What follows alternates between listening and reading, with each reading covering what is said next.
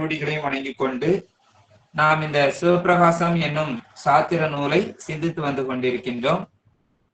இந்த சாத்திர நூலுல நாம இதுவரைக்கு பொது பகுதியை நிறைவு செய்து உண்மை பகுதிக்குள்ள வந்திருக்கிறோம். அந்த உண்மை பகுதியிலையுமே இப்ப நம்ம எதை பார்த்து கொண்டு இருக்கிறோம் அப்படின்னா, இந்த ஆன்மாவுக்கு கிடைக்கக்கூடிய பயனை பார்த்து கொண்டு இருக்கிறோம். அதுல 74வது பாடலை கடந்த வகுப்புல நிறைவு செய்து இருந்தோம். அந்த 74வது பாடல் வரைக்குங்கிறது நம்ம சொல்லி இருந்தாரு அப்படின்னா, நமக்கு 71வது பாடல்ல தசகாரியத்தை 3ஆக சொல்லி இருந்தார். 71வது பாடல்ல தசகாரியத்தை 3ஆக சொல்லி இருந்தார். அதுல தேசுரம் அருவும் ஆன்ம தரிசனம், ஆன்ம சுத்தி, ஆசில ஆன்ம லாபம் அப்படின்னு 3ஆவது சொன்னாரு.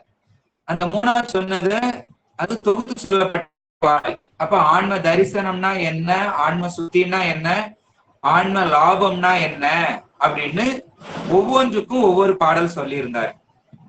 அப்போ 72, 73, 74 இந்த நாளும் நம்ம பார்த்தோம். இன்றைக்கு 75வது பாடலை நாம சிந்திக்க இருக்கின்றோம். சரியா? 75 பாடல்.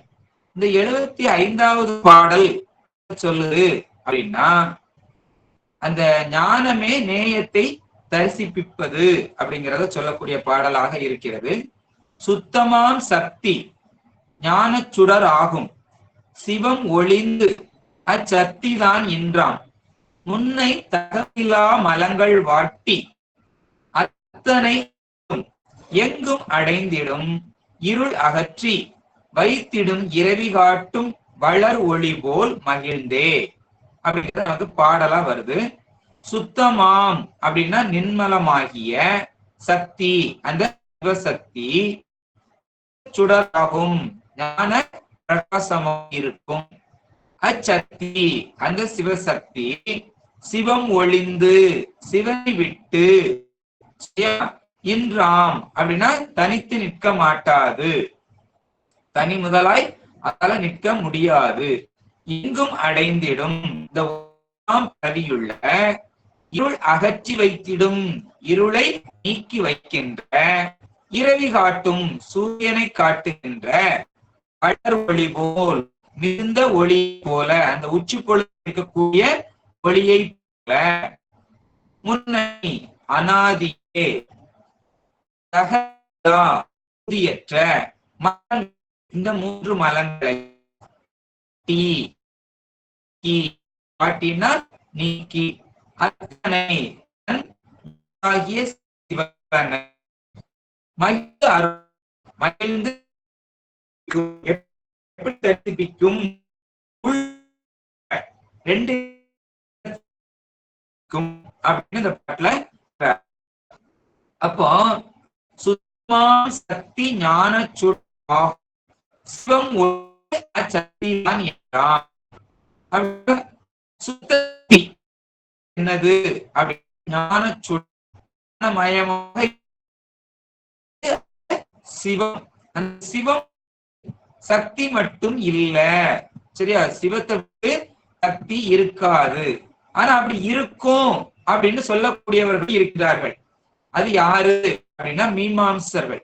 சரியா? மீமாம்சகர் சக்தி வேற சிவம் அப்படின்னு சொல்லக்கூடியவங்க. ஆனா நம்ம என்ன சொல்றோம், அந்த சிவம் இல்லாமல் சக்தி தனியா நிக்காது. அப்படி நிக்காததுனால அந்த சக்தி என்ன செய்யும் அப்படின்னா, முன்னை தகவிலா மலங்கள் வாட்டி அத்தனை அருளும். முதல்ல சேர்ந்த தகவிலா மலம், தகவு அப்படின்னா என்ன பார்த்தோம்னா, தகவு அப்படின்னா தகுதி, தகவுனா தகுதி, தக உடையான். சரியா? தகுதி உடையவன். சரியா? எதுக்கு தகுதி உடையவன்? இந்த தகவிலா. சரியா?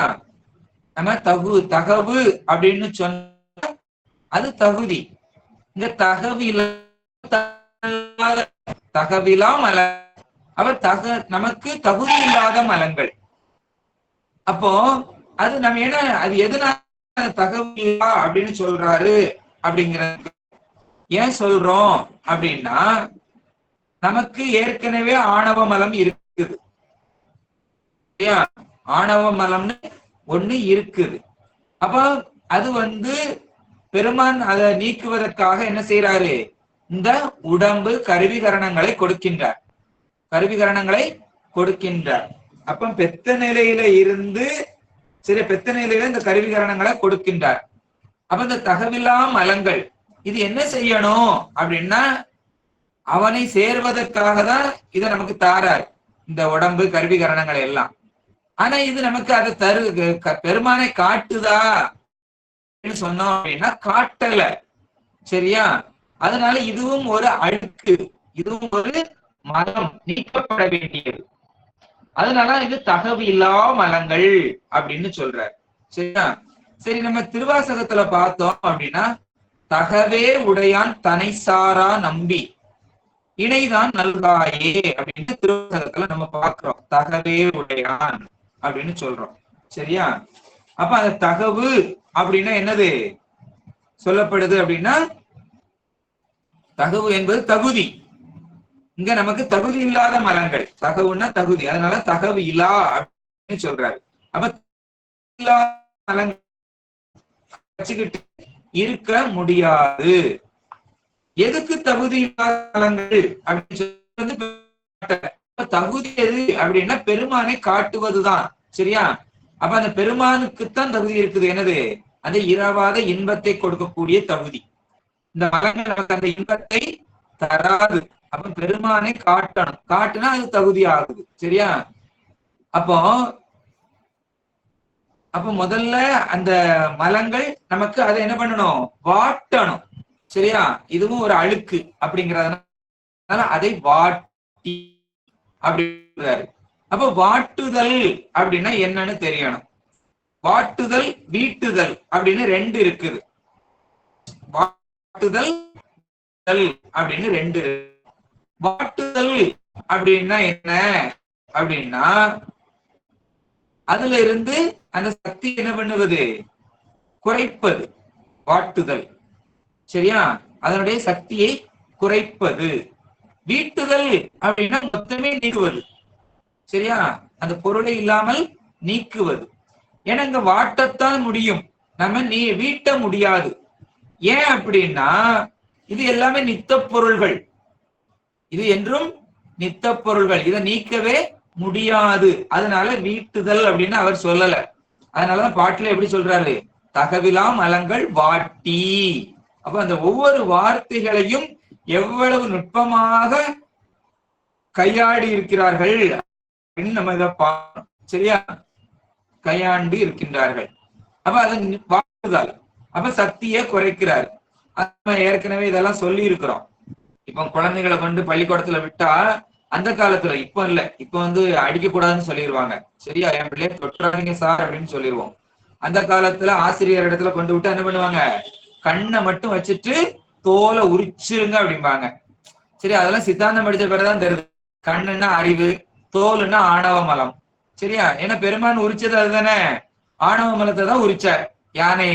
சரியா? அதனால இப்பதான் நமக்கு அதுக்கெல்லாம் விளக்கம் தருது. அப்ப அந்த மலங்களை வாட்டுதல், அறிவு மட்டும் இருக்கணும், மற்றது என்ன பெறணும், வாட்டமுற்று இருக்கணும் அப்படிங்கிறதுக்கு அது சொல்றாரு. அதனால அதை வாட்டி. அப்ப அந்த தோல்ங்கிறது ஆற்றல். அதனால எல்லாமே நித்த பொருள், அதனால அதை நீக்க முடியாது. சரியா? அப்ப அதனுடைய காரியம், காரணம் இருக்கும், காரியப்படாது, காரியம் நிகழாது. சரியா? கம்மியா இருக்கும்னு அர்த்தம். சரி, அதனால அதையெல்லாம் வாட்டி. சரியா? சரி, அதை வாட்டுனதுனால நம்ம எப்படி இருப்போம் அப்படின்னா, நம்ம எப்படி இருப்போம், தேற்றமுற்று இருப்போம். சரியா? நம்ம தேற்றமுற்று இருப்போம். அப்போ முக்தியில என்னோம் அப்படின்னா, நம்ம தேற்றமுற்று இருக்கும் போது அந்த மனம் எப்படி இருக்கும், வாட்டு இருக்கும். வாட்டுதான். அதனால நம்ம தேமா இருக்கும். இப்போ எப்படி இருக்கிறோம் அப்படின்னா, நம்ம வாட்டமா இருக்கோம், மலம் தேற்றமா இருக்குது. மலத்துக்கு தான் குஷி அதிகம், ஏன்னா நம்மளை அடிமைப்படுத்திக்கிட்டே இருக்குது. சரியா? ஆனா முக்திக்கு போகும்பொழுது எப்படி இருப்போம், அதுக்கு மாறுபடு ஆயிரும், மலம் அடங்கி விடும். நம்ம ஆன்மா குஷியா இருக்கும் அப்படின்றாரு. சரியா? இப்ப அப்படின்னா நோஞ்சானா அது அது நம்ம மேல கறந்துக்கிடுது. சரியா? ஏன்னா நம்மகிட்ட அந்த பலம் இல்லை, அதை அடக்குவதற்கு பலம் இல்லை. அதனால அது நம்ம மேல மலத்தை காட்டி என்ன செய்யும் இந்த அருள் அப்படின்னா அத்தனை அருளும். சரியா? அத்தன் அத்தனை என்ன சிவபெருமான். சரியா? ஒன்னு அடி அன்பரால் சொல் பாடல்கள்லாம் இருக்குது.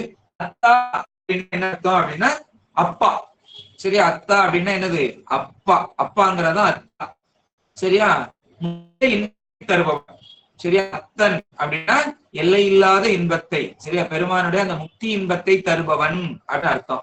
அத்தம் அந்தம் சொல்றோம் இல்லையா, அதெல்லாம் எல்கை. சரியா? அப்படின்னா முடிவுன்னு போயிட்டான் அப்படின்னு சொல்லுவோம். அப்ப அந்த எல்லை அப்படிங்கிறதா அதனுடைய அர்த்தம். அப்போ அந்த எல்லை அப்படி எங்க போனோம்?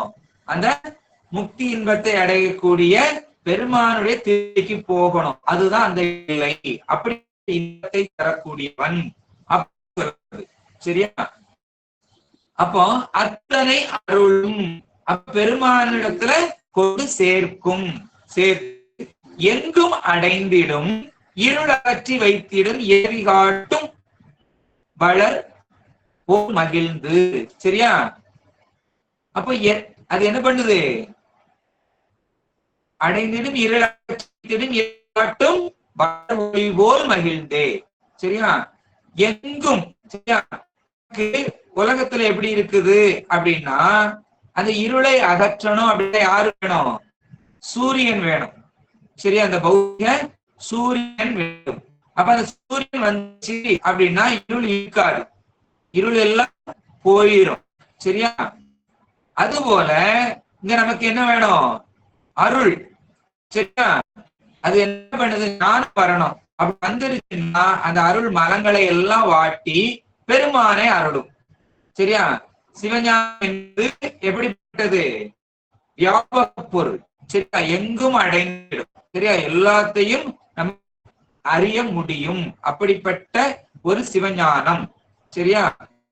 அப்ப இருளை வாட்டி அப்படின்னா இருள் இருக்கா இல்லையா அப்படின்னா இருள் இருக்குது. சரியா? சூரியன் வந்தாலும் இருள் இருக்குது. எப்படி அப்படின்னா நமக்கு நிழல் விடுது. அந்த நிழல் என்னது? இருள் தான். சரியா? ஆனா இது அது போல அல்ல.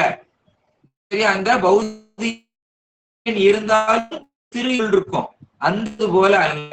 அப்படி இல்லாமல் நமக்கு வளர் ஒளி போல, சரியா, சூரியன் இருக்கிறதோ அது போல அந்த வெளிச்சம் போல. சரியா? உலகத்துக்கு. சரியா? அந்த உச்சியில நம்ம நிழல் வந்து லேசாதான் காலுக்குள்ள விடும். அப்போ வெளிச்சம் அதிகமா இருக்குது, இருளை அடக்கி விடுது. அது போல இங்க வளர் ஒளி அப்படின்னா நமக்கு ஞானம் வந்து முக்தியிலையும் வளர்ந்து கொண்டேதான் இருக்கும். அறிவு என்பது என்னதுதான்? வளர்கின்ற பொருள் தான். ஒரு காலமும் அறிவு வந்து இது வளர்ந்துட்ட போதும்ங்கிறது கிடையாது. முக்தியிலே நமக்கு ஒவ்வொரு பொழுதும் கொண்டே போகிறார். என்ன வளர்ந்து கொண்டே போகுது. அப்படிப்பட்டங்கனால வடு ஒளி போல அப்படின்னு சொல்றாரு. அப்படி இருந்து அந்த மகிழ்ச்சியை நமக்கு கிடைக்குது அப்படின்னு சொல்றாரு. ரெண்டு தான் சொல்றாரு. ஒண்ணு பௌதிகனையும் சொல்லியிருக்கிறார். சரியா? நம்ம ஞானத்தையும் சிவஞானத்தையும் சொல்லியிருக்கிறார். அப்போ சிவசூரியனுக்கு ஆனந்தம். சரியா? அதுதான் இயல்பு. நம்ம பூஜையுமே சிவசூரியனை வைத்து முதல்ல பூஜை பண்றோம். சிவா ஞானம் விளங்கணும் அப்படின்னு. அப்ப சிவஞானம் விளங்குனாதான் அந்த ஆனந்தம் கிடைக்கும். அப்படிங்கிறதுக்கு தான் முதல்ல சிவ சூரிய பூஜை. அப்ப அந்த சிவசூரியனையும் இங்க சொல்றாரு, பிராகிருத சூரியனையும் சொல்றாரு. சரியா? ரெண்டையும் சொல்றாரு. அப்ப தாட்டாந்திகமும் சொல்றாரு, திரட்டாந்திகமும் சொல்றாரு. நிறுவ வேண்டியதையும் சொல்லி அதுக்கு அதை எடுத்துக்காட்டும் சொல்றாரு. அதை புரிய வைக்கிறதுக்காக எடுத்துக்காட்டும் அந்த உதாரணத்தையும் சொல்லி இந்த பாடல்ல நிறைவு செய்கின்றாரு. அடுத்த பாடல் சொல்றாரு, அடுத்த பாடல் 76வது பாடலை சொல்றாரு. சரியா? இந்த பாடல்ல என்ன அப்படின்னா, இவ்வளவு நேரமா நம்ம பேசுனதுனால ஒரு சில மதவாதிகளுக்கு கேள்விகள் பிறக்கின்றன. சரியா? சந்தேகங்கள் பிறக்கும்போது அவர்கள் தடை எழுப்புகின்றார்கள். அந்த தடைய இந்த பாட்டுல சொல்றாரு. புகழரும் அசத்தர் தம்பால் பொரு அழகை போல் அகிலமும் உணரும் ஈசன் அருள் உயிர் மேவலாலே சகலமும் நிகழ வேண்டும். தலைவன் ஐந்தொழிலும் தானே இகழற இயற்றல் வேண்டும் என்றது நன்றியின்றே. இப்போ புகழரும் அப்படின்னா சொல்ல முடியாத அசத்தர் தம்பால் அந்த வலியற்றவரிடத்திலே பொருந்திய பிடித்த அழகை போல், சரியா, பிசாசின் குணங்கள் செயல் நிகழ்வது போல, அதனுடைய பிசாசின் குணத்தினுடைய செயல்கள் நிகழ்வது போல அகிலமும் உணரும் ஈசன், சரியா, சர்வ ஞான மயமான சிவனது அருள், அந்த அருள் உயிர் மேவலால், அந்த உயிரை பொருந்துவதால், சரியா, சிவபெருமானுடைய அருள் தானே நம்மகிட்ட பொருந்துது. அப்படி பொருந்துவதனால அந்த சிவனுக்குரிய என்னென்ன செயல்கள்லாம் உண்டோ, ஏன்னா உயிரினத்துல பொருந்தி இருக்குது இல்லையா, அதனால அந்த சிவனுக்குரிய செயல்கள், சரியா, சகலமும், சரியா, அந்த சர்வத்வ சர்வ கர்த்தித்துவமும் ரெண்டும், சரியா, அந்த ரெண்டும் நம்மளிடத்திலும் நிகழ வேண்டும், நிகழ்தல் வேண்டும் அன்றோ அப்படின்னு கேள்வி கேட்கிறான். தலைவன் அந்த சிவத்தினுடைய ஐந்தொழிலும் அவன் எப்படி அந்த ஐந்தொழில்கள் பஞ்ச கிருத்தியங்களையும் செய்கின்றானோ அதுபோல அந்த உயிரும் இகழற மாறின்றி, சரியா, இயற்றல் வேண்டும், செய்தல் வேண்டும். அவன் எப்படி செய்யறானோ அதே போல இவனும் செய்யல் வேண்டும் என்றோ என்றதும் என்று கொள்வதும் நன்றி என்று, அது நல்லது இல்ல அப்படின்னு நம்ம அந்த பாட்டுக்கு சொல்றோம். சரியா? அப்ப அவனுடைய எண் குணத்தையும் இங்க சொல்லணும் அப்படிங்கிறார். சரியா? அவனுக்கு எப்படி இருக்குதோ அதே போல இந்த ஆன்மாட்டையும் இருக்கணும் அப்படின்னு சொல்றாரு. முதல்ல அந்த எண் குணம்னா அப்படின்னா அதுக்கு முதல்ல குணம் உண்டா கிடையாதா அப்படின்னா இதுல திருவாசகத்துல எல்லாம் படிக்கிறோம், அப்படிதான் படிக்கிறோம். குணம் சொல்றோம், இங்க குணம் இருக்குது அப்படின்னு சொல்றோம். அப்படின்னா இது என்ன அப்படின்னா அவனுக்கு குணம் கிடையாது. சரியா? என்ன குணம் கிடையாது அப்படின்னா நம்மகிட்ட போல ஷட்குணம் கிடையாது. இந்த ஆன்மாக்களுக்கு இருப்பது போல ஷட குணம் கிடையாது. ஏன்னா ஆன்மா எப்படிப்பட்டது, இந்த 36 தத்துவத்துல குணதத்துவம்னு ஒண்ணு இருக்குது. அந்த குணதத்துவத்தினாலதான் நமக்கு என்ன வருது, இந்த குணங்கள் வருது. அடுத்து ஒரு பொருள் அப்படின்னு சொன்னா குணமும் தொழிலும் இருக்கணும். அப்படி இருந்தா அது ஒரு பொருள், அப்படி இல்லைன்னா அது பொருளே இல்லை. சரியா? நம்ம சிவத்தை ஒரு பொருள்னு சொல்றோம். அப்படி சொல்றோம் அப்படின்னா அவனுக்கு குணம் இல்லைன்னு சொல்லக்கூடாது, அவனுக்கு குணம் உண்டு. என்ன குணம் அப்படின்னா நம்மளை போல ஷட குணம்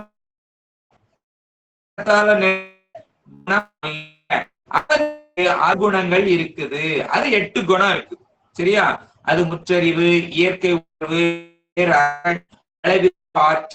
தன்மை, தூய உடம்பு, இயல்பாகவே பாசங்கள் இருந்து நீங்குதல், வரம்பில் இன்பமுடைமை அப்படின்னு 8 இருக்குது. அந்த 8 குணம் அவனுக்கு உண்டு. சரியா? நமக்கு 3 குணம், நமக்கு முக்குணம். சரியா? சாத்விகம், ராசதம், தாமதம், இந்த 3 குணத்தால் ஆனதுதான் நம்ம.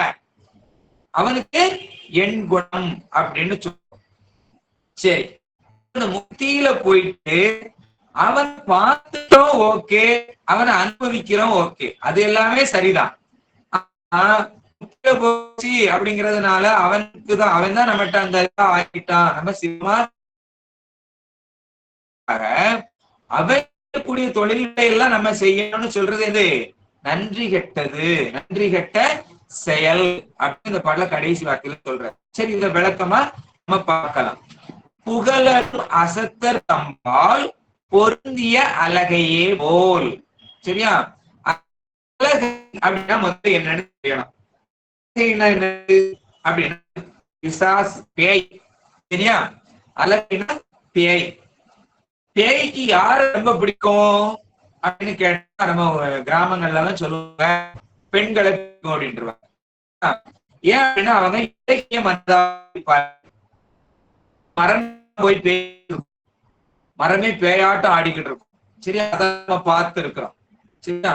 ஆனா நம்ம சித்தாந்தம் என்ன சொல்லுது அப்படின்னா, பேய் யாரை பிடிக்கும் அப்படின்னா ஒழுக்கம் குறைவாக உள்ளவர்களிடத்தில் பேய் பிடிக்குமா.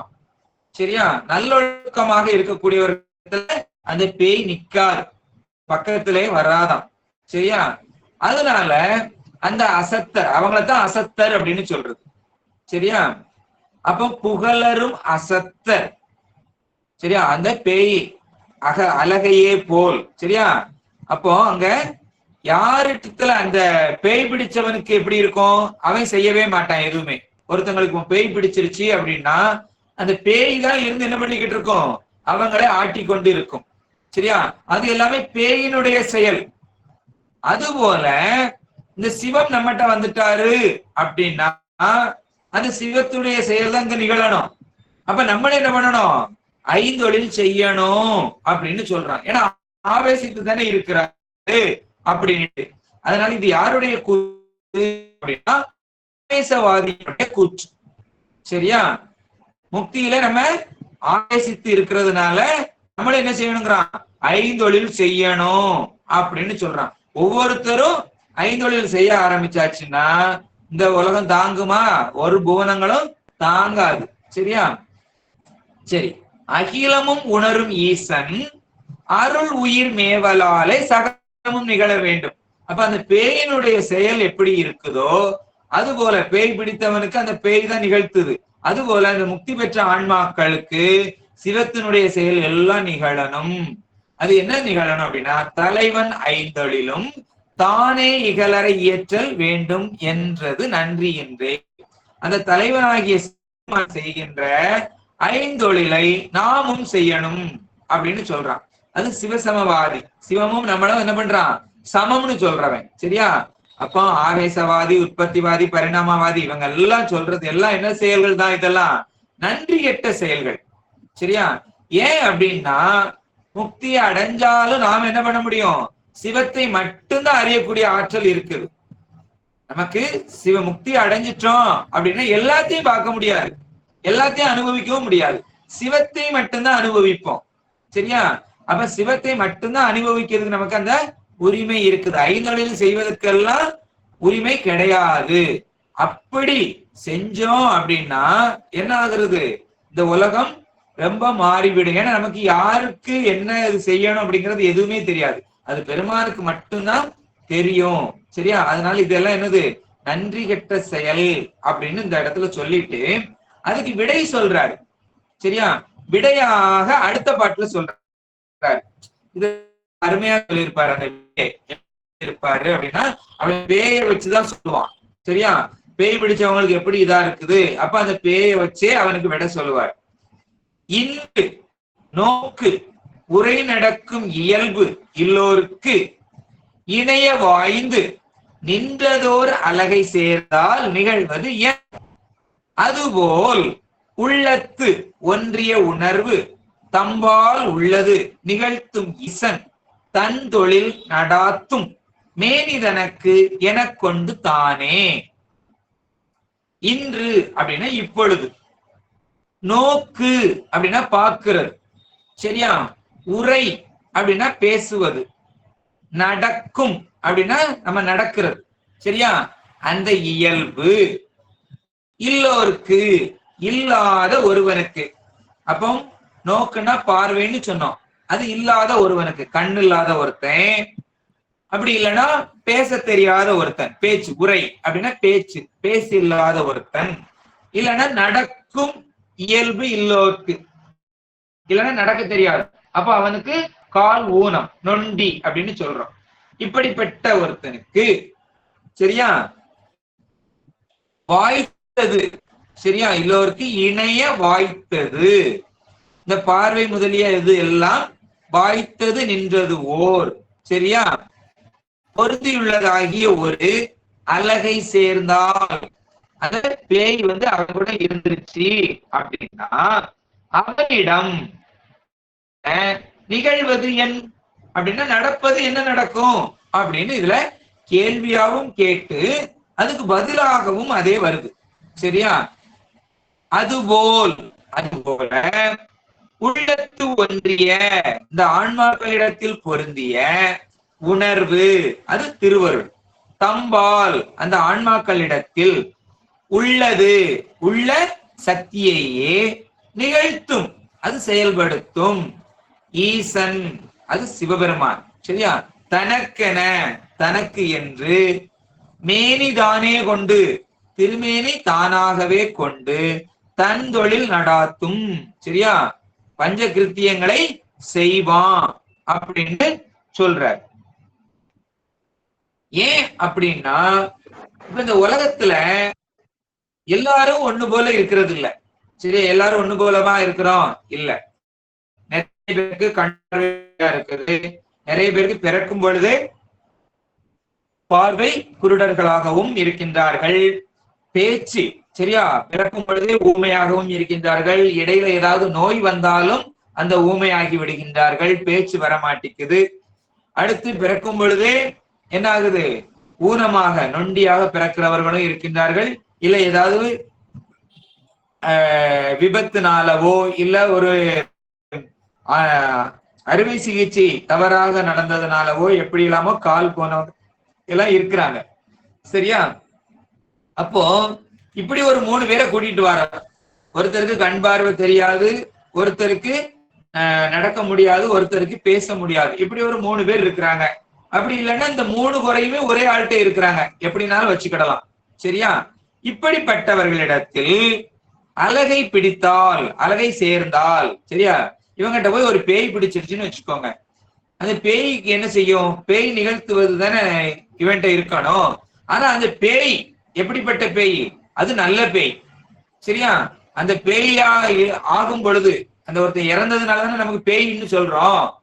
சரி, பேயின்னா என்னது? முதல்ல அது தெரியணும். சரியா? பேயின்னா என்னது? பேய் அப்படின்னு ஒரு இது இருக்குதா அப்படின்னா நமக்கு மாணிக்க வாசகர் சொல்லியிருக்கிறார். புல்லாகி பூடாய் புழுவாய் பல்விருகமாகி, சரியா, இப்படி வரிசையா சொல்லும் போது அவர் சொல்ற இடத்துல அதுல பேயின்னு சொல்றாரு. எதுல? சிவபுராணத்துல சொல்றாரு. சொல்றாரா இல்லையா? ஆமா. புல்லாகி பூடாய் புழுவாய் மரமாகி பல்விருகமாகி, சரியா, பறவையாய் பாம்பாய் கல்லாய் மனிதராய் பேயாய் அப்படின்னு சொல்றாரு. பேயாய் கணங்களாய் வல் அசுரராகி முனிவராயின்னு சொல்றாரு. அவரு ஒரு பேய் சொல்றாரு. இங்க உலகத்துல ஒரு பேய் இருக்குது. சரி, அவர் என்ன பேயை சொல்றாருன்னு நமக்கு இன்னும் தெரியலன்னு வச்சுக்கோங்களேன். அவர் ஆனா பேயின்னு சொல்லிட்டாரு, அது ஒரு உருவம் இருக்குன்னு சொல்றாரு. நம்ம உலகத்துல எல்லாம் சொல்றோம் பேயா போயிடக்கூடாதுன்னு சொல்றோம், பேயா அலையக்கூடாதுன்னு சொல்றோம். ஆனா நம்ம தமிழ்நாட்டுல ஒரு அம்மா எனக்கு பேய் உடம்பு வேணும்னு பெருமான்ட்டே வேண்டினவங்களும் இருக்கிறாங்க. இருக்கிறாங்களா இல்லையா? இருக்கிறாங்க. சரியா? அந்த அம்மா பேய் வேணும்னு எடுத்தாங்க. நம்ம கிராம ஊர்கள்ல எல்லாம் சொல்லுவாங்க பேயாயிராதடா அப்படின்னு சொல்லுவோம், பேயா அலைஞ்சிராதன்னு சொல்லுவோம். அப்ப இது ஆகக்கூடாதுன்னு இங்க உலக வழக்குல சொல்றோம். அங்க ஒரு அம்மா விரும்பி வாங்குறாங்க. மாணிக்க வாசகரும் பேயின்னு ஒண்ணு இருக்குன்னு சொல்றாரு. நிறைய பேர்கிட்ட கேட்டா பேயும் கிடையாது பிசாசும் கிடையாதுன்னு சொல்றவங்களும் இருக்கிறாங்க. அப்ப எது உண்மை அப்படின்னா பேய் என்பது உண்டு. சரியா? அகால மரணம் அடைந்தவர்களுடைய ஆவி, இப்ப ஒருத்தருக்கு 70 வயசு பூலோகத்துல வாழணும் அப்படி இருக்குதுன்னு வச்சுக்கோங்க. அவங்க செய்து கொள்கின்றார்கள். ஒரு 40 வயசுலயோ 35 வயசுலயோ தற்கொலை செய்து கொள்கின்றார்கள். குடும்பத்துல ஏதோ ஒரு பிரச்சனை, தற்கொலை செய்து கொள்கின்றார்கள் அப்படின்னா அவர்களுக்கு 70 வயசு வரைக்கும் இந்த பூலோகத்துல வாழணும்னு விதிச்சிருந்திருக்கும். அதுதான் பெருமான் இட்ட கட்டளை. சரியா? ஆனா அவர்கள் தானாகவே தன் உயிரை மாய்த்து கொண்டதுனால என்ன ஆகுது? 40 வயசுல 30 வருஷம் இங்க இருக்கணும். அப்ப 30 வருஷத்துக்கு பிறகுதான் இந்த உலகத்தை விட்டு வெளியில போக முடியும். அது வரைக்கும் அவங்களுக்கு என்ன கிடையாது? பாஸ் கிடையாது, கொடுக்க மாட்டாங்க. அப்போ உடம்பு போயிருச்சு. உடம்ப நம்ம என்ன பண்ணிட்டோம், ஆமலாக நீக்கி விட்டோம். இருக்கிறதுனால உயிர் என்ன செய்ய முடியும், என்ன பண்ண முடியும், இருக்க முடியும்.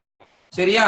இப்போ ஒரு நரகத்துக்கு போனாலும் உடம்பு இருக்குது, சொர்க்கத்துக்கு போனாலும் ஒரு உடம்பு இருக்கு, இந்த பூதநாசம் இருக்குது. அப்ப சரீரங்கள் ஒவ்வொரு இடத்துல இருக்கிறதுக்கும் அந்தந்த சரீரத்தோட தான் இருக்க முடியும். ஆனா இந்த சரீரத்தை நம்ம மாய்த்து கொண்டு விட்டோம். வெளியில போகிறதுக்கு அனுமதி கிடையாது. 70 வயசு வரைக்கும் ஆன்மா இருக்கு, 40ல முடிச்சுக்கிட்டாரு அப்படின்னா 30 வருஷங்கள் இருந்துதான் ஆகணும். அப்ப எப்படி இருக்க முடியும் அப்படின்னா, அதனாலதான் என்ன ஆகுது, யாருடைய உடம்புக்குள்ளேயாவது அது போய் இருந்துக்கிடுது. சரியா? அந்த ஆன்மா அடுத்தவங்க உடம்புக்குள்ள, அதனால உடம்புக்குள்ள போய் இருக்குதுன்னு நம்ம சொல்றோம். அந்த மரங்கள் பலகீனமா இருந்துச்சுன்னா அது ஆன்மா தானே, மரமும் ஆன்மாதான், செடியும் ஆன்மாதான். சரியா? அதுக்கு போய் இருந்துக்கிடுது. அதனாலதான் அது இருந்துகிட்டு ஆடிக்கிட்டே இருக்குது. அந்த மரத்துல பேய் பிடிச்சிருக்குது, அங்க போகாதீங்கன்னு சொல்றது. சரியா?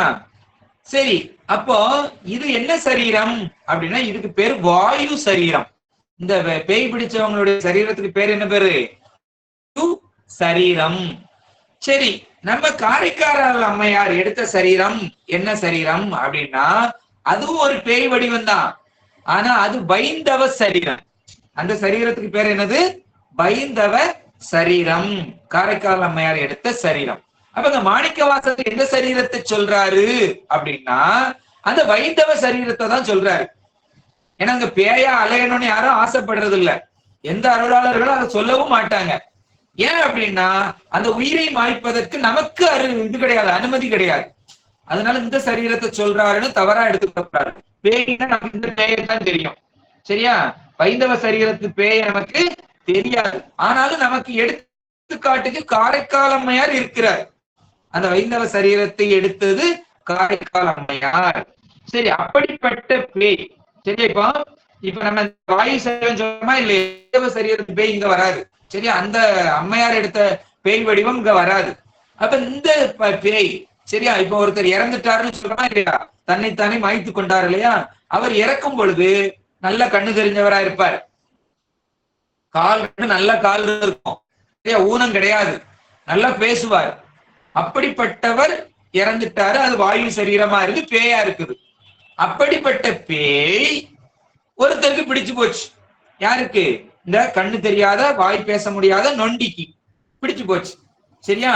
அப்படி பிடிச்சதுனால இப்ப இவனை அந்த நம்ம என்ன சொல்றோம், பேய் பிடித்தவர் போலன்னா அந்த பேய் தானே ஆட்டுதுன்னு சொல்றோம். அப்படிதான் கடந்த பாட்டுல பார்த்தோம், பேய் ஆட்டுவது போல. அதனாலதான் சிவன் வந்து நம்மளை ஆவேசித்து விட்டால் என்ன செய்யணும், நாமும் பஞ்சகிருத்தியம் செய்யணும்னு சொல்றோம்.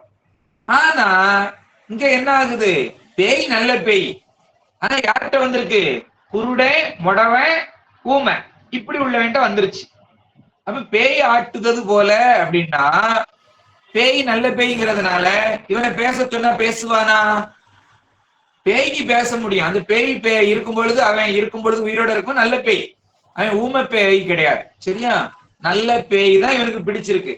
நல்ல பேய் பிடிச்சிருக்கு அப்படிங்கிறதுனால அவனுடைய செயல், பேயினுடைய செயல் தானே நிகழணும்.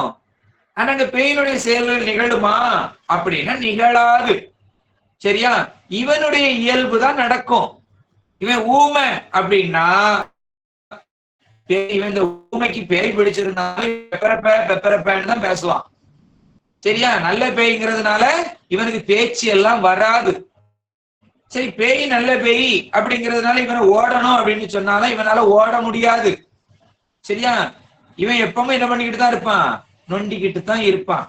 இல்ல இவனுக்கு கண்ணு தெரியாதவன், பேய் நல்ல கண்ணு உள்ளது அப்படின்னாலும் இவனுக்கு கண்ணு தெரியாது, தடவிக்கிட்டு தான் லாந்தணும், பேய் பிடிச்சிருக்கான். சரியா? அதத்தான் இந்த அதான் அந்த பேயை வச்சே சொல்றாரு. சரியா? அப்போ இவனுக்கு என்ன பண்ண முடியாது, தடவிக்கிட்டு தான் இப்படிதான் பேயணும், நொண்டிக்கிட்டு தான் லாந்தணும். நல்ல பேயாக இருந்தாலும் அப்ப இவனுக்குள்ள மாறாது. சரியா? அது போல ஆன்மாவும். சரியா? முக்கியம் ஆன்மா மாறாது, அறிவித்தால் தான் அறியும், பொருளை சார்ந்துதான் இருக்கும். அப்பதான் இந்த ஆன்மாவனுடைய இயல்பு. சரி, அங்க போய் சேர்ந்தாரு அப்படிங்கிறதுனால என்ன பண்ண முடியாது, நம்மளும் பஞ்சகிருத்தி செய்ய முடியும். சரியா? ஒண்ணா ஆகிறது தான் இதனுடைய ஆன்மா இயல்பு, அறிகின்ற இயல்பு. அது மாறவே மாறாது. சிவமும் ஒண்ணுன்னு ஒரு காலமும் சொல்லக்கூடாது, முடியாது. பெரும்தான் தொழில் செய்வாரை தவிர நம்மளால என்ன பண்ண முடியாது, தொழில் செய்ய முடியாது. சரியா? நமக்கு என்ன உரிமை அப்படின்னா, அந்த சிவபோகத்தை அனுபவிக்கலாம், சிவபோகத்தை அனுபவிக்கலாம். அதை மட்டும்தான் செய்ய முடியும் அங்க. சரி, வேற ஒன்னையும் செய்ய முடியாது. ஏன் அப்படின்னா, நாம் எதை செய்தாலும் சரியா, என்ன செய்தாலும் நம்மளுடைய ஒவ்வொரு அறிவிலும் இருந்து நம்மை ஆட்டி யாரு அப்படின்னா பெருமான். பெருமான் ஆட்டி வைக்கிறாரு, நம்ம ஆடிக்கொண்டிருக்கோம். அவ்வளவுதானே தவிர நாம் தனி முதலாக எந்த ஒரு செயலையும் செய்ய முடியாது. சரியா? அதனால சிவமும் நாமும் சமம், அவங்க மாதிரி 5 கிருத்தியத்தையும் செய்யலாம் அப்படின்னு சொன்னா அது எல்லாம் மறுக்கப்படுகிறது. சரியா? அந்த சிவசமவாத மறுக்கப்படுகிறது அப்படின்னு சொல்றாரு. அடுத்த பாட்டுல சொல்றது, இந்த முக்தி அடைந்ததனால என்ன பயன் நிகழும் அப்படிங்கறத இந்த பாட்டு சொல்றாரு. சரி, இந்த நிலை தன்னின் மன்னியை கலாபோதம் அளவு அறிந்து நிற்கும் தகவிலா மலங்கள் நீக்க அந்நிலை ஆகா வகை அதில் அறிவு அடங்கி மன்னிட வியாய பயன் தோன்றும் அன்றே. இந்நிலை அப்படிங்கிறது எது அப்படின்னா, ஆசிரியனுடைய உபதேச வழியில் அப்ப சரியா பெருமான் தான் இருக்கிறாரு. அதான் அந்த நிலை. நீ அத நின்று சரியா கிடைத்த கலாதி, அந்த கலை முதலிய தகவலும் சரியா போதம் அவற்றால் அந்த கலை முதலிய தத்துவங்களால் விளங்கிய ஞான கிரியைகள் தன் அளவு அந்த போதத்தின் ஏகதேச தன்மையையும் தன் உண்மையையும், அப்ப 2 சொல்றாரு. அந்த போதத்தின் ஏகதேச தன்மையையும் தன் உண்மையையும் அறிந்து கண்டு சரியா நிற்கும் பொருந்தி ஏகதேச தன்மையை செய்த தகவிலா மல இழிந்த அந்த மலங்களை நீக்கிய அந்த நிலை. சரியா? இது எந்த நிலை அப்படின்னா, அந்த குரு அருள் நிலையில் முதல்ல பெருமாள் உபதேச அருள் நிலையில், அந்த அருள் நிலையில் கரணம் ஆகா வகை. சரியா? அந்த கரணங்கள் தன்னை ஆட்சி செய்யாத வகை. சரியா? அதெல்லாம் என்ன ஆகுது, அந்த தற்சுதந்திரம் ஒளிந்துருது. ஒளிந்து அறிவு, இந்த ஆன்ம போதம் அதில் அடங்கி அந்த அருளின் வசமாகி, அந்த அருளுல அடங்கி மன்னிட, அந்த அடங்குனா மட்டும் போதாது, அது அதுல நிலைத்து நின்றிட. சரியா? அப்படி நிற்கும் பொழுதுதான் வியாபியாய எங்கும் எங்குமாய் நிற்கும் பயன். சரியா? ஆன்ம தரிசனம் என்னும் சிறந்த பயன் தோன்றும், இந்த ஆன்மாவில கூடும் அப்படின்னு சொல்றாரு. சரி, இதனுடைய விரிவா பார்க்கலாம். இந்நிலை தன்னில் மன்னி எய்தியிடும் கலாதி போதம் தன்னளவு அறிந்து நிற்கும் தகவிலா மலங்கள் நீத்த அந்நிலை. சரியா? அந்நிலைனா எந்த நிலை அப்படின்னா, ஆன்மா கூட கலாதி போதம். சரியா? கலாதி போதம்னா என்ன, இருந்து சரியா கலை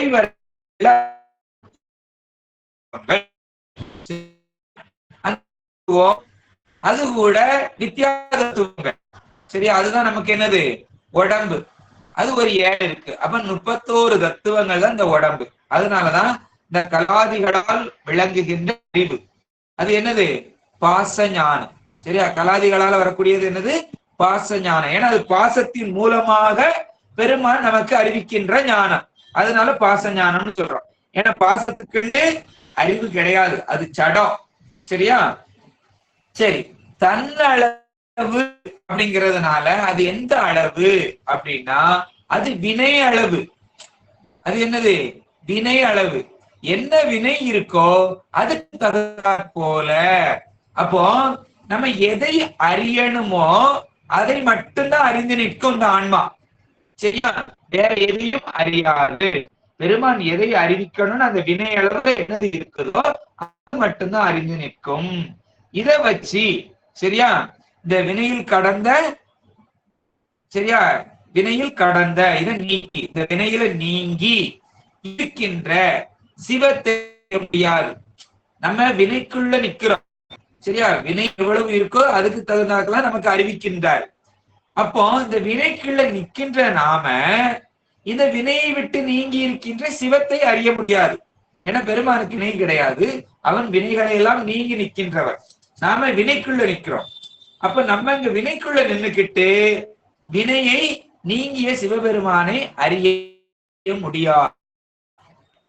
இப்போ இங்க கிணறு பாத்துங்க. சரியா? கிணத்துக்குள்ள உள்ள இறங்கி நிக்கிறீங்கன்னு வச்சுக்கோங்களேன். படி வழியா அந்த கிணத்துக்குள்ள நிக்கிறீங்க. கிணத்துக்குள்ள நின்னுக்கிட்டு வெளியில பார்க்கணும், வெளியில நடக்கிறதெல்லாம் தெரியணும்னு நினைச்சா நடக்குமா? நடக்காது. நம்மளால என்ன பண்ண முடியாது? வெளியில என்ன நடக்குங்கிறத பார்க்க முடியாது. கிணத்துக்குள்ள என்ன நடக்கும் அப்படிங்கிறத பார்க்கலாம். கிணத்துக்குள்ள தவளை போவோம். சரியா? மீன் இருந்தா அந்த மீன் நீச்சல் அடிக்கிறத பார்க்க முடியும். வேற யாரும் உள்ள நம்ம கூட குளிக்கிறாங்கன்னா அதை பார்க்கலாம். சரியா? ஆனா கிணத்துக்குள்ள நின்னுக்கிட்டு கிணத்துக்கு வெளியில நடப்பதை அறிய முடியாது. அதுபோல நம்ம வினைக்குள்ள இருந்துகிட்டு வினையை நீங்கிய வினையே பற்ற முடியாத ஒருவனை பார்க்க முடியாது. சரி, அப்ப வினை எவ்வளவு அறிவிக்கிறதோ அதைத்தான் அறிய முடியுமே தவிர அதுக்கு மேல எதையும் அறிய முடியாது. அப்ப சிவத்தை ஒரு காலமும் இந்த உடம்பை கொண்டு அறிய முடியாது. சரியா? அப்ப அதுக்கு வேற கண்ணு வேணும். சரி, அதனால தகவிலா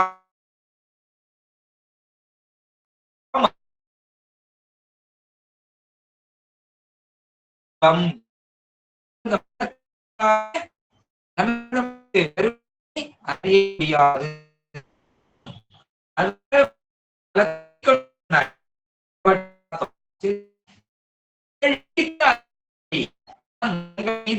அந்நிலை. அப்ப அது எந்த நிலை அப்படின்னா இது சுத்த நிலை.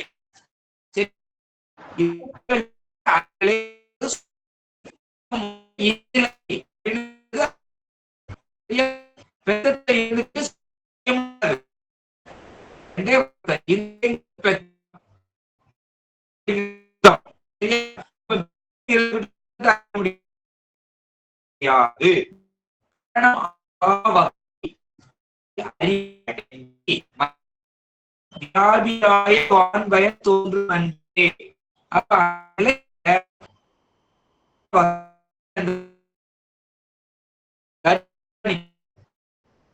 அறிய சுத்த நிலையில இந்த பாச ஞானம் அவனை அறிவதற்கு இது உதவாது. அந்த முக்தியில சிவத்தை அறியணும்னா எந்த ஞானம் உதவும் அப்படின்னா சிவஞானம் தான் உதவும்.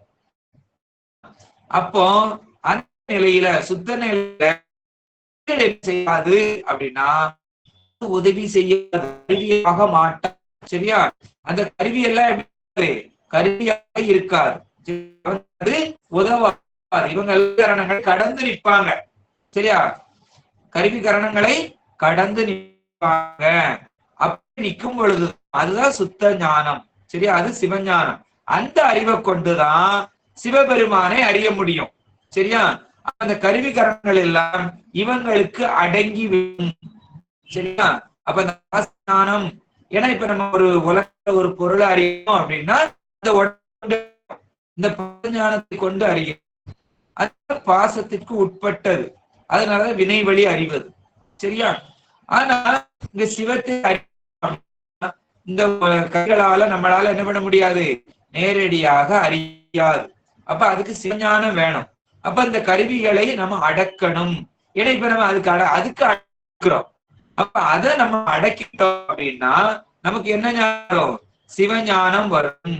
சரியா? அது எப்படி வரும் அப்படின்னா குருவினிடத்தில் அடங்குகின்றார்களோ அந்த குருவின் ஞானம் நமக்கு கிடைக்கும். சரியா? குரு ஞானம் தான் சிவஞானம். அப்படி அடங்கிட்டோம் அப்படின்னா அந்த ஞானம் நமக்கு வந்துடும். அந்த ஞானம் வந்துட்டா சரியா, அந்த அறிவு அடங்கி, அடங்குறது எங்க அடங்கணும்னு தெரியும், அதான் குருவிடத்தில் அடங்கணும். சரியா? குருவிடத்தில் அடங்கி மன்னி அதுல நிலை பெற்று இருந்தால் அவனுக்கு என்ன பயன் அப்படின்னா தோன்றும். சரியா? அதனால நம்ம சைவத்துல சொல்லக்கூடியது கணவனிடத்தில் மனைவிகள் அடங்கணும் அப்படின்னு சொல்றது. சரியா? இது நமக்கு நம்ம 63 நாயன்மார்கள் வரலாறுலையும் பார்க்கிறோம். அந்த மனைவிகள் எல்லாம் தானாக எதுவும் செய்வது கிடையாது, கணவனுக்கு கட்டுப்பட்டவர்கள் தான். சரியா? கணவனுக்கு தான், தானா எதுவும் பேசவும் மாட்டார்கள். அவர்கள் பேசு என்று சொன்னால் பேசுவார்கள். அது இந்த ஏற்பகை நாயனார் வரலாறுல நம்ம பார்க்கிறோம். சரியா? அவரு சொல்லுன்னு சொன்னா சொல்லுவாங்க, இல்லைன்னா பேசாம இருப்பாங்க. ஆனா குறிப்பறிந்து எல்லாம் செய்வார்கள். சரியா? ஆனா அவர்களுக்கு அறிவு இல்லை அப்படிங்கறதெல்லாம் கிடையாது. பெண்களுக்கும் அறிவு உண்டு, எல்லாத்துக்கும் உண்டு. ஆனால் நம்ம சைவம் சொல்லுவதான் சொல்லுது, கணவனையே சிவமாக பார்ப்பதனால கணவன் சொன்னாத்தான் செய்வார்கள், பேசுவார்கள். அதனால கட்டுப்பட்டு இருக்கிறது. ஏன்னா கணவன்கிறது யாரு? சிவம். அவ சிவத்துக்கு கட்டுப்பட்டதுதான் ஆன்மா. சரி, அதனால நம்ம சைவம் அப்படி சொல்லுது. அதனால அவரை குருவாகவும் பார்க்கலாம், கணவனை குருவாகவும் பாவிக்க வேண்டும், சிவமாகவும் பாவிக்க வேண்டும். அதனால இந்த குருவிடத்தில் நாம் அடங்கிவிட்டால் வியாபியாய வான் பயன் தோன்றும். சரியா? பெரிய பயன். வான் பயன் அப்படின்னா உயர்ந்த பயன். நமக்கு உயர்ந்த பயன் என்னது? முக்தி இன்பம் தான். சரியா? அந்த முக்தி இன்பம் நமக்கு கிடைக்கும், அந்த ஆனந்தம் தோன்றும். எங்க அறிவு அடங்குதோ அங்க என்ன கிடைக்கும்? நமக்கு ஆனந்தம் கிடைக்கும். அப்ப சிவத்தினிடத்தில் அடங்கணும். அந்த சிவம் தான் யாரு? குரு. சரியா? அந்த குருவிடத்தில் நாம் அடங்கிவிட்டோம் என்றால் நமக்கு எல்லையில்லாத அந்த முக்தி இன்பம் கிடைக்கும் அப்படின்னு இந்த பாட்டுல சொல்றாரு. அதுதான் பயன். சரியா? அப்படின்னு இந்த பாட்டுல சொல்றாரு. இன்றும் ஒரு பாடல்கள் நாம சிந்தித்து இருக்கேன். சரி, வரும் சிந்திக்கலாம் என்று இத்தனை நேரமும் பொறுமையாக கேட்டுக்கொண்டிருந்த அடியார் பெருமக்களுடைய விடிகளையும் வணங்கி மீண்டும் ஒரு முறை குருவர்களுக்கும் திருவர்களுக்கும் நன்றி கூறி அவர்களையும் வணங்கிக் கொண்டு வாழ்த்தும் குருமரபு வாழ்த்தும் கூறி விடைபெற்றுக் கொள்ளலாம். திருச்சிற்றம்பலம். வாழ்த்தும் குருமரபு வாழ்த்தும். ஆறிரு தடந்தோள் வாழ்க, அறுமுகம் வாழ்க, வெப்பை